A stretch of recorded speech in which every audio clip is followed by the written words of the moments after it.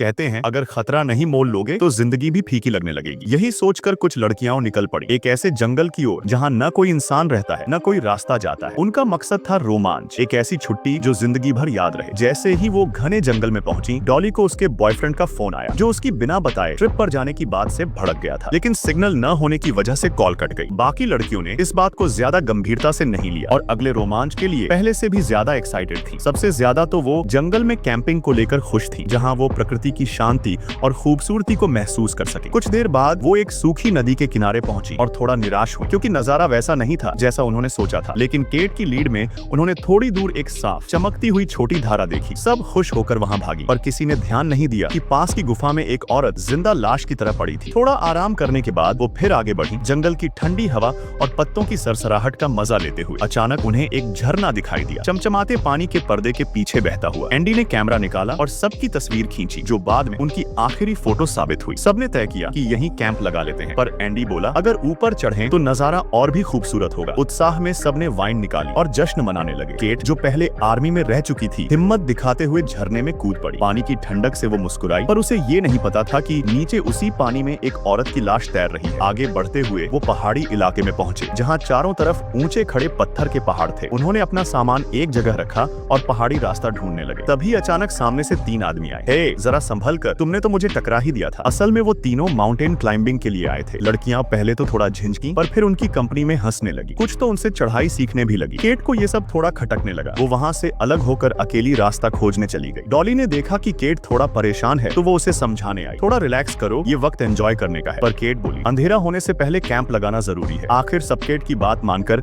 झील किनारे कैंप लगाने लगे। डॉली बोली मैं सूखी लकड़ियां लाती हूँ आग के लिए, लेकिन वो गई और फिर कभी लौटी नहीं। असल में वो पास के जंगल में सिर्फ लकड़ियां ढूंढने नहीं गई थी, बल्कि उस हैंडसम लड़के डेविड से मिलने। दोनों की मुलाकात ने एक अजीब सी गर्माहट छोड़ दी। डेविड ने अपने पास की लकड़ियां उसे दे दी, जिससे डॉली मुस्कुरा उठी। पर जैसे जैसे रात गहराती गई, बाकी लड़कियां बेचैन होने लगी। डॉली कहाँ रह गई? तभी एंडी ने दूर झील की ओर इशारा किया। वो देखो, वहाँ कुछ चमक रहा है, एक हल्की सी टिमटिमाती रोशनी, जो आने वाले खौफनाक रात की शुरुआत थी।